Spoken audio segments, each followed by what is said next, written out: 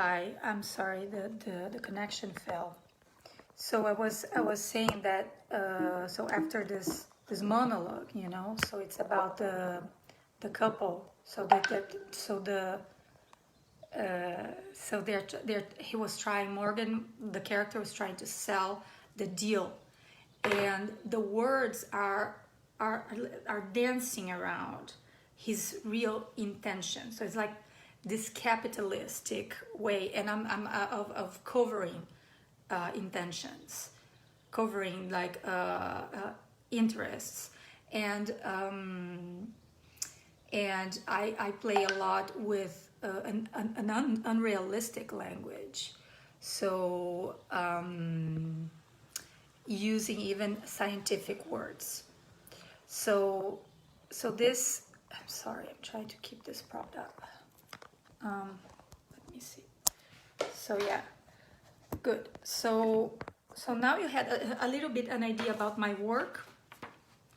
And I would like to talk briefly about Babel Theater Project and the things we do, just a couple words. So that is my theater company, which is not so much of a company, but more like a hub, like a platform. And I do work with immigrant communities.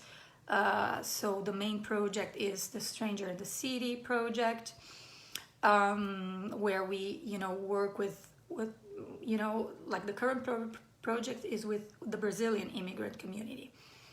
But it aims at reaching out other communities. And the last performance was a moving performance. It was an urban performance in which the script was written by the artists from the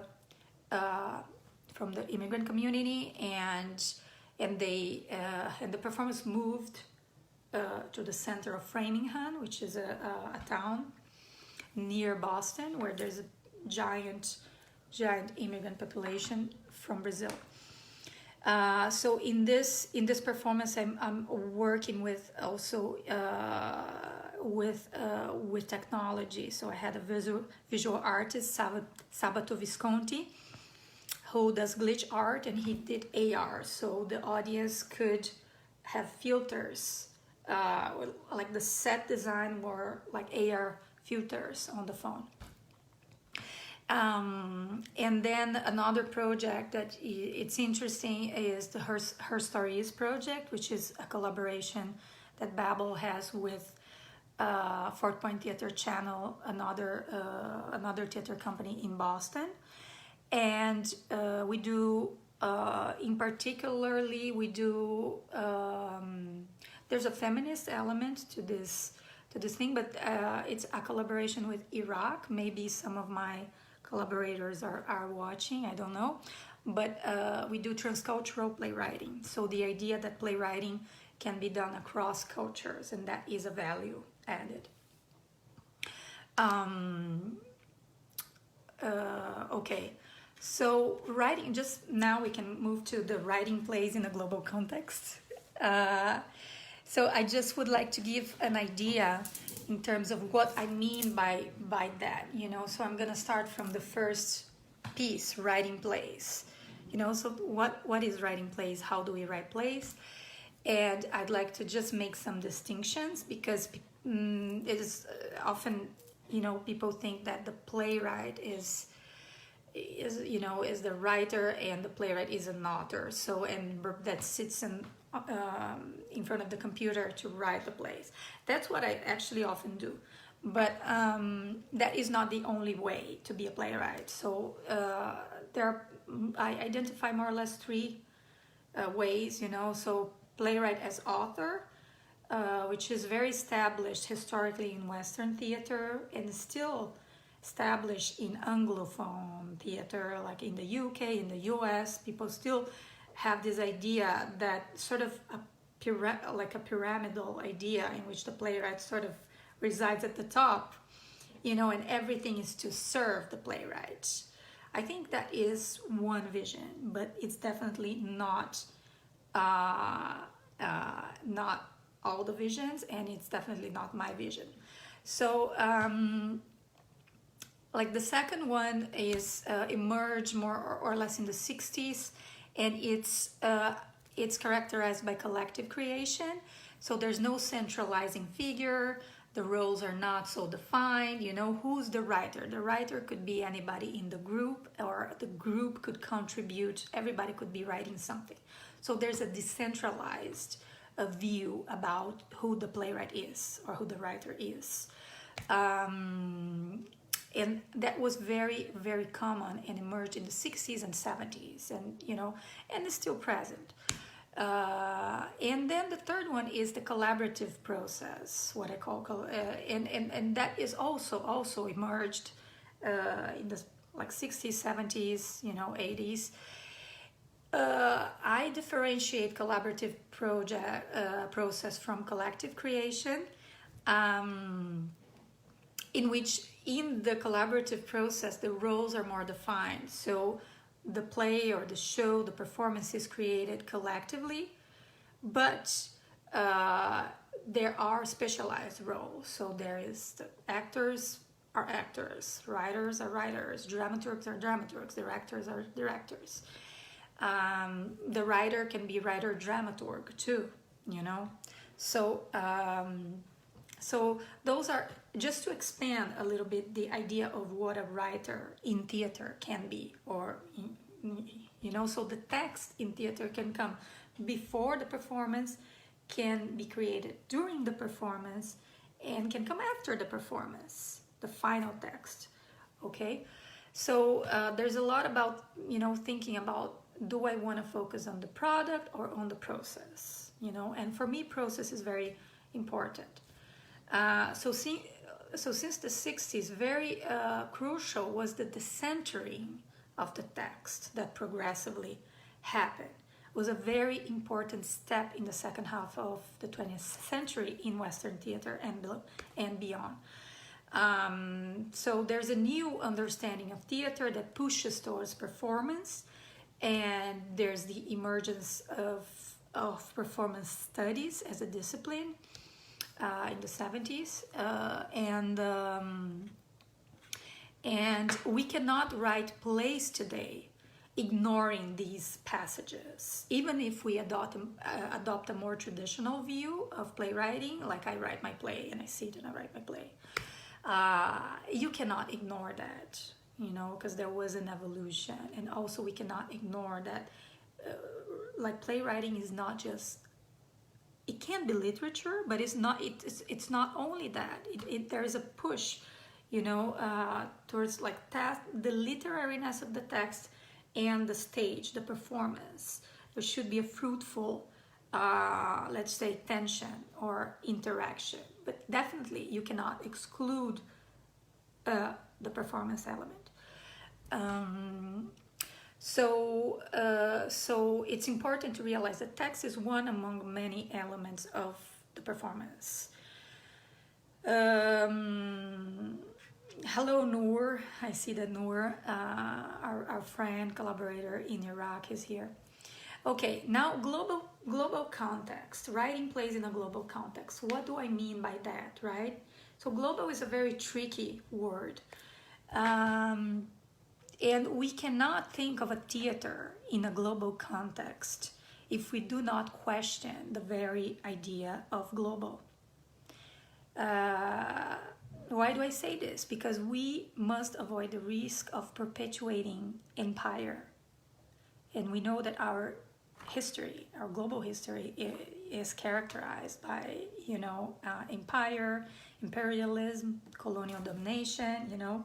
So it's important when we think about a global perspective, writing plays in a global context, that we have a post-colonial perspective, that we are always like decolonizing ourselves. And we also have to understand that whiteness, meaning, you know, white Anglo-American, you know, European, has dominated, has shaped aesthetics in theater and playwriting, and continues to shape.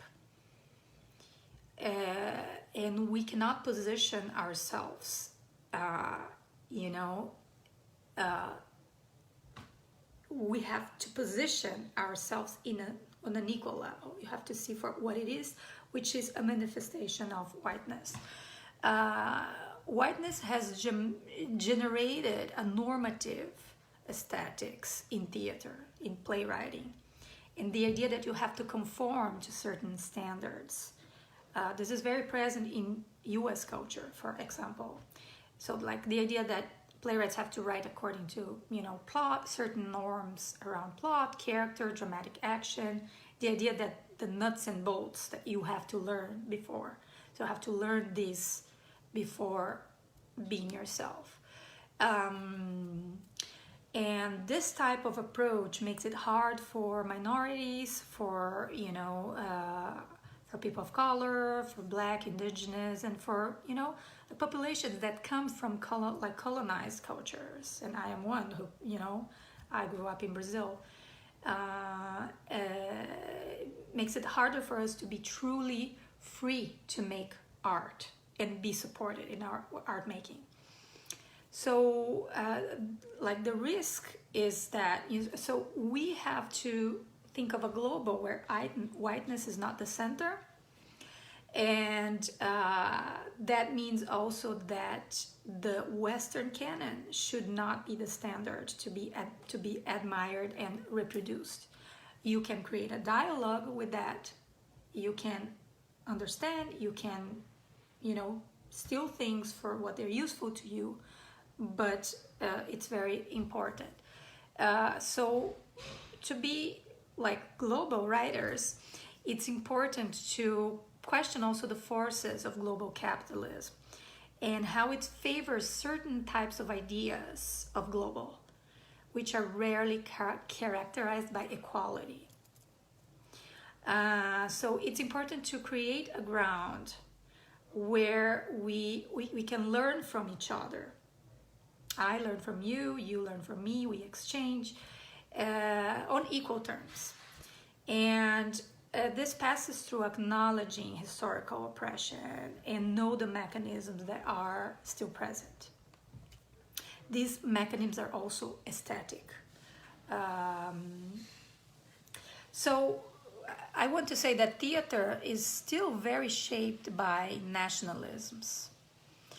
So we think about American theater, we think about Indian theater, we think about Brazilian theater, we think about Italian theater, European theater, even European, and as global writers, we must question the ideologies of nationalisms.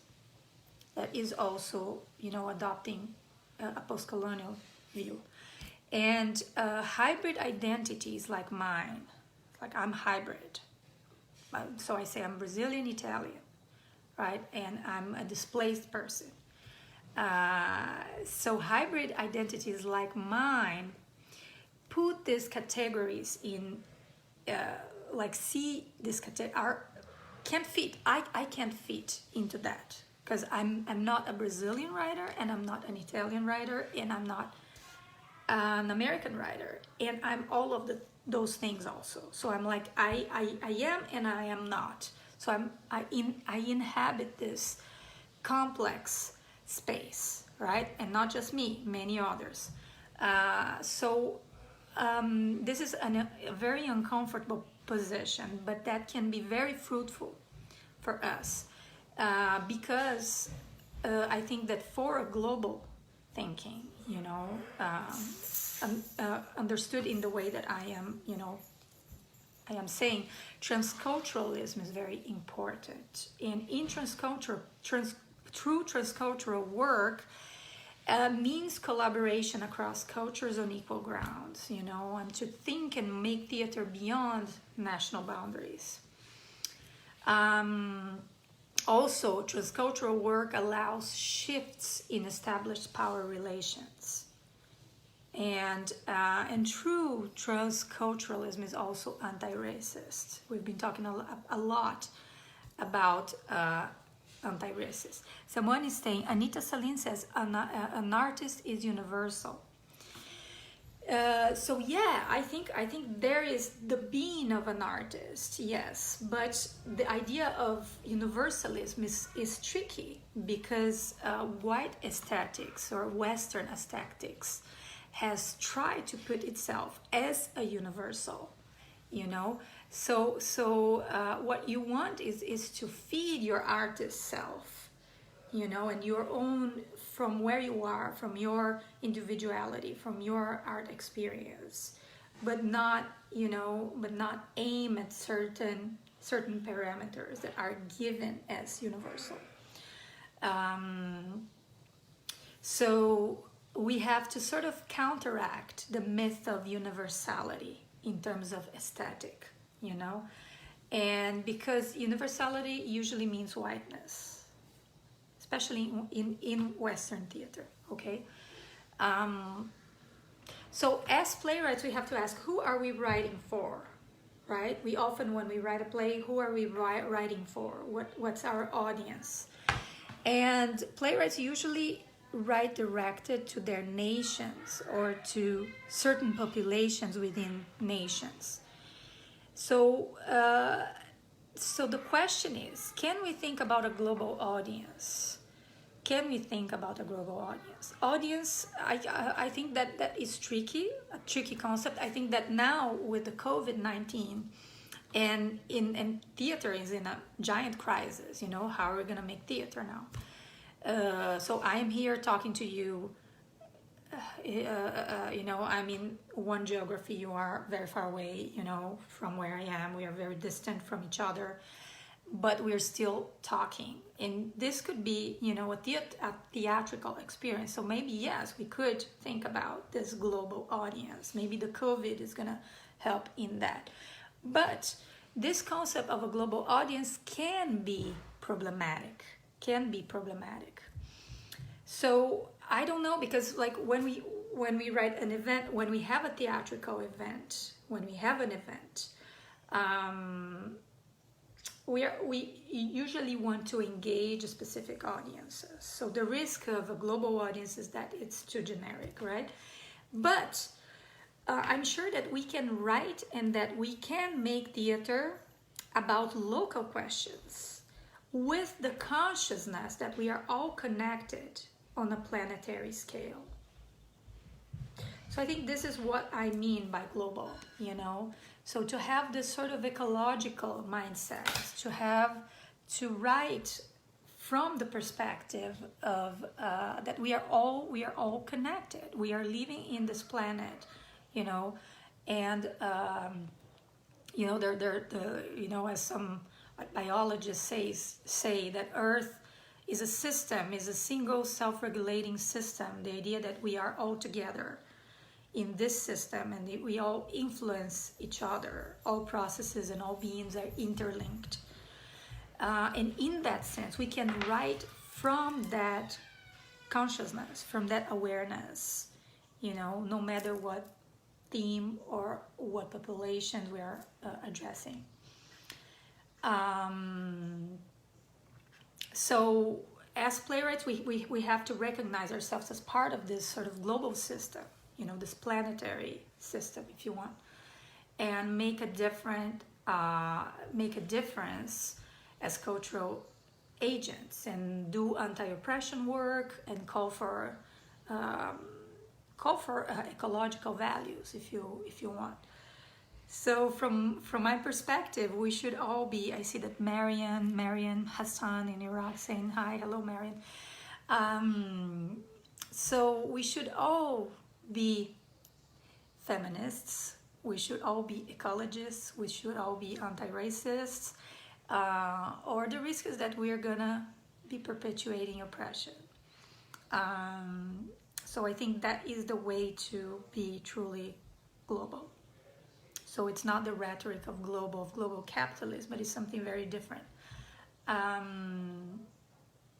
So now we have 10 minutes left, and I'm gonna guide you in a playwriting exercise, so that you know we can end up. And as the live ends, you can continue writing. So I'm going to introduce you to the exercise. You keep writing. And you can choose to write in any way you want, in your computer, pen and pencil. And I'm gonna say that my writing, you know, when I teach writing, for me it's important to teach writing as an embodied practice. We are writers and we exist in our bodies. So I'd like you to pay attention now where you are writing, with what instrument you're writing, which tool you're using. And I would like you to connect with your body first. So you could just, you know, be aware of how you're sitting, if you're sitting, if you're standing, how you're standing. You can even stretch a little bit. You can breathe, you can do some deep breaths in order to relax your body and to connect with your body. And just one thing, I see there are some questions I can answer under the live after, okay, so that people will have the information. So connect with your body, breathe, visualize now. Visualize a part of the world or the cosmos, if you want to be very big and expansive. Visualize a part of the world or the cosmos that you've never been before. But somehow you feel connected to, or you feel intrigued by this part of the world, or this part of the universe. Maybe you've read about it, maybe you've seen pictures, maybe you dreamt of it, and maybe you know this part of the world from your dreams. It doesn't need to be accurate, doesn't need to be real, doesn't need to be real in terms of scientific, because imagination is knowledge. So go there now. Feel with your body that you are there now. And how's the weather? Notice the weather, the conditions, environmental conditions. See if you can notice elements in the landscape, in the space. See what sensations you have. If there are colors, if there are geometries that call your attention. And if there are sounds. Inhabit this space. And you can start to write. You can start to write down everything you notice. And as you write, perceive if there are sensations in your body. Perceive if something changes in your body. And if you have sensations, you can simply take your hand to the part of your body, to that part of your body, to draw awareness to the sensation.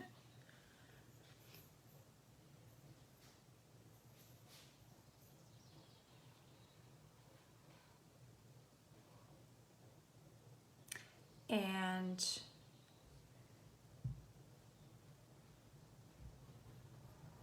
now I would like you to imagine your body morphing into something different. It can be a creature, it can be an object, it can be an element of nature or of the landscape, anything.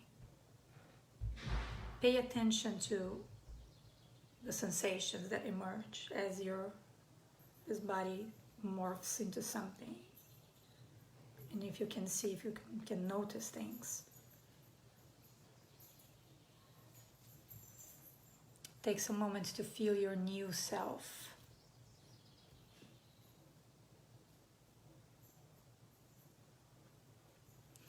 Now you have an urgency to say something to somebody or to something. And if you don't say what you need to say, you are going to die, you're going to disappear, or you are going to be severely wounded. It's very important what you have to say. Define who you are speaking to. Connect with this urgency and start writing.